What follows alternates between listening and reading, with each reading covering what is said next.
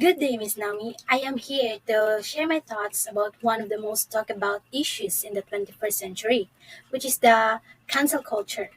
We see it everywhere on social media, entertainment, even in politics.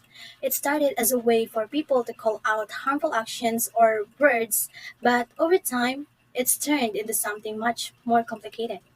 Ask anyone to describe my generation, most commonly as Gen Z. Social media is the center of our attention. We are always scrolling, tapping, and liking. But amidst the online networking chaos, the prevalent idea of cancel culture arose.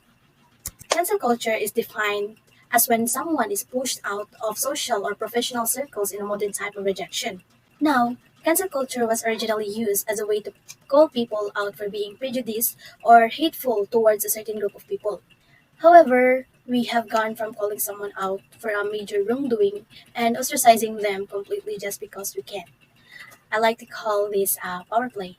You see, we have gone from holding accountability to all of the antis and phobics online to name calling and borderline bullying, all for that little size of power. We put the cancelled label on anything that bothers us in the slightest. So I guess the question is, how do we fix this? How do we bring our community back together? How do we turn cancelled into connected? Well, the answer seems simple enough. Just stop arguing over the internet or maybe delete all of your social media to avoid the situation. But to the world's avail, the social media network isn't actually the root of the problem. It is how people use it. Take K-pop, for example. Cancel culture in K-pop exemplifies the immense power of social media. When controversies break out, whether it's about a dating rumor, an old comment, or a misunderstanding, thousands of people immediately react. Hashtag trends, video spreads, and before the truth even comes out, the idol might already be cancelled.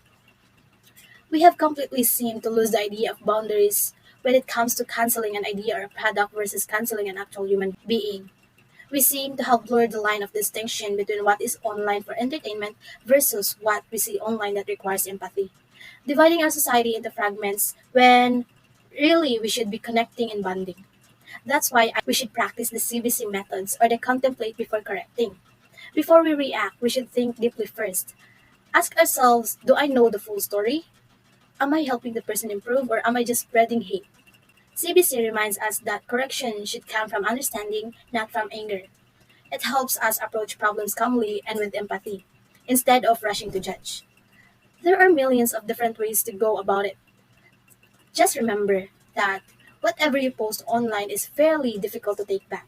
If you find yourself in a situation where, for example, a video of someone dancing makes you upset, you should simply scroll. Because ostracizing someone simply expressing themselves is never worth it.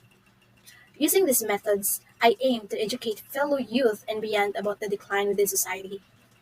Society has disconnected with the world or real world significantly over the past few years and has normalized mentally and physically harmful trends.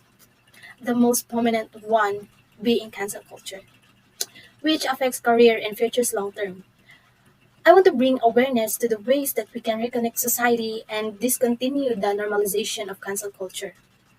So, whenever you see something online that you may not like, always remember the CBC methods or the contemplate first before correcting. Thank you so much.